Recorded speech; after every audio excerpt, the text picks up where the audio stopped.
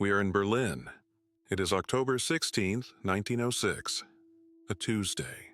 Imagine you are standing on a street corner. Your hands are buried deep in the pockets of a gray coat. Your fingers clutch nothing because you have nothing. No money, no future, no hope. You are 57 years old, but you feel like 100. Your name is Wilhelm Voigt, and in exactly 3 minutes you will either die or become a legend. Voigt leans against a cold brick wall on Silter Street. He is sweating, even though it is cool. The sweat runs down his neck under the collar of his uniform. Ah yes, the uniform. Let us look closely at this uniform, because it is the key to everything. If you got closer, you would smell it. It smells of mothballs, of an old closet, of poverty. The buttons are dull. The collar is greasy. The trousers, my God, the trousers are black. Every recruit knows that a captain of the guard does not wear black trousers. This is not a disguise. This is a suicide mission. Do you hear that? Clack, clack, clack. That is not just noise. That is the sound of Prussian power. A squad of Fusilier guards turns the corner. These are not conscripts who are afraid. This is the elite. Young men drilled to perfection. They carry the Gewehr 98, a rifle that can kill a man from 2 kilometers away. They come closer, 50 meters, 30 meters. Voigt's heart hammers so loudly he thinks they must hear it. He has no weapon. His saber is just a dull piece of sheet metal from a flea market. If he draws it, they will laugh and then arrest him. Impersonating an officer means prison. For a man like him, that means death behind bars. He has only one chance. One single chance. He must not fight. He must act. He must hide the fear in his eyes and replace it with arrogance. He steps out of the shadows. He stands in the middle of the sidewalk. An old, sick man against a killing machine. He takes a breath. His lungs burn. And then he roars with a voice he learned over 30 years in prison. "Halt! Over here!" Time stands still. The soldiers stop. 5 pairs of eyes stare at him. The corporal blinks. He examines the uniform. He sees the coat. He sees the cap. Does he see the wrong trousers? Does he see the fear? A second passes. 2, 3. Then, the sound that saves Voigt. Snap. The heels click together. The rifles are presented. "At your command, Captain."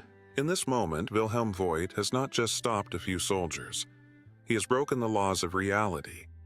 He has proven that in Germany, appearance is worth more than being.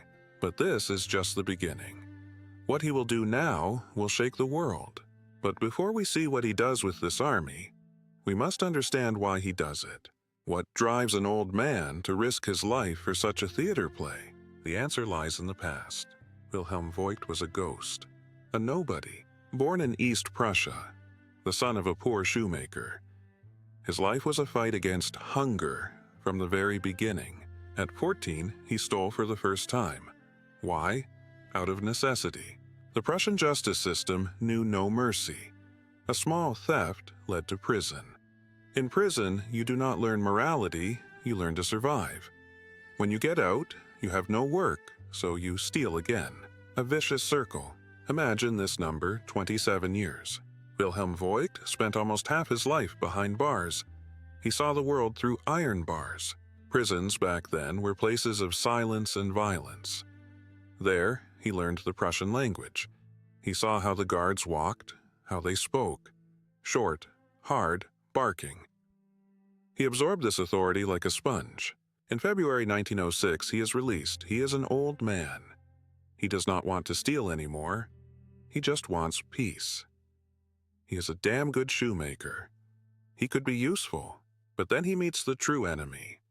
An enemy worse than any prison guard. The bureaucracy. He comes to Wismar. He finds work. He is happy. But then the police sergeant arrives. He looks at the files. "Voigt, you are an ex-convict. You endanger security. You must leave the city." He is expelled. He goes to Rixdorf. The same game. Get out! He is a human without a place on earth. The passport law was a trap.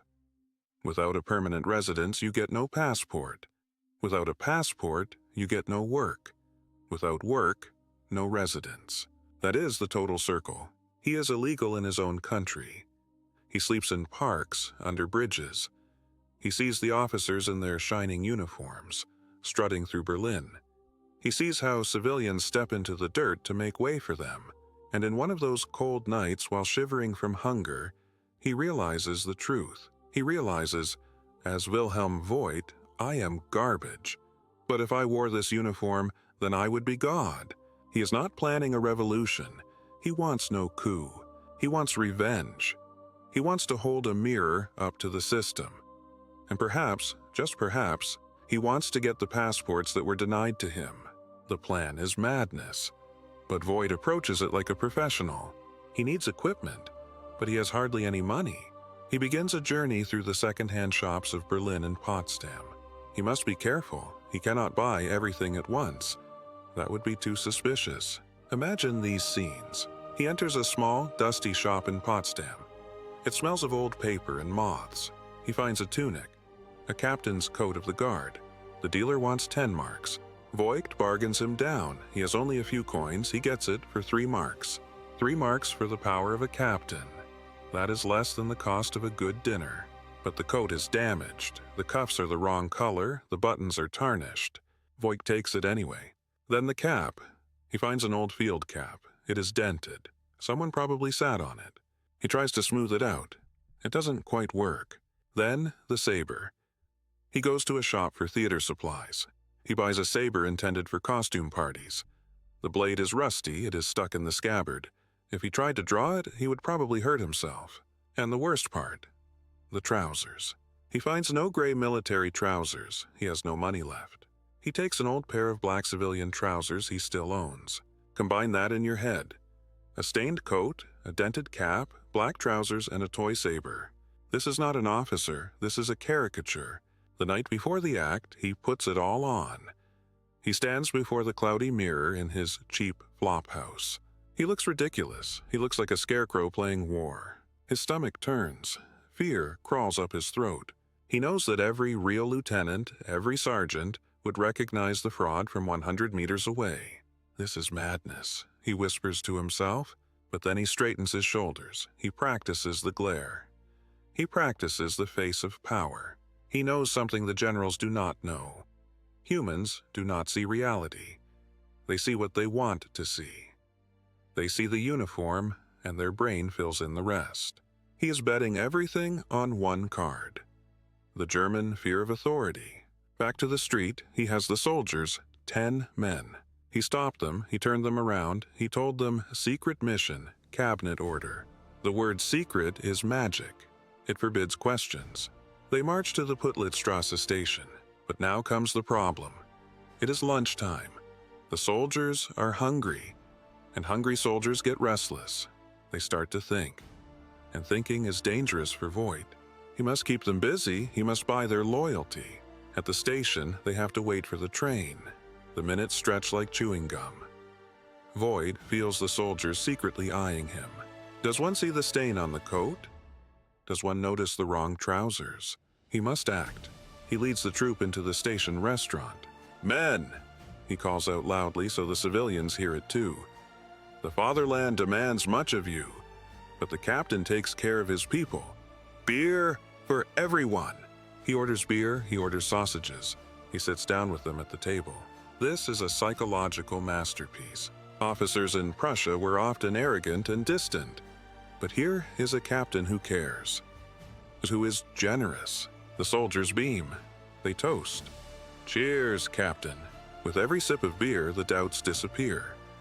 Anyone this nice, anyone buying rounds, must be real. A fraud would run, not buy rounds. Voigt sits there, sipping his glass, and inside he is trembling. He pays with his last pennies. If the train is delayed, he is broke and exposed. Then the train comes, the journey to Copenhagen. The compartment becomes a stage. The civilians see the captain with the drawn saber, which he has clamped between his knees so it doesn't fall out. They see the armed soldiers. The atmosphere is icy. No one speaks. No one coughs. An older gentleman might want to read a newspaper, but he doesn't dare to rustle the pages.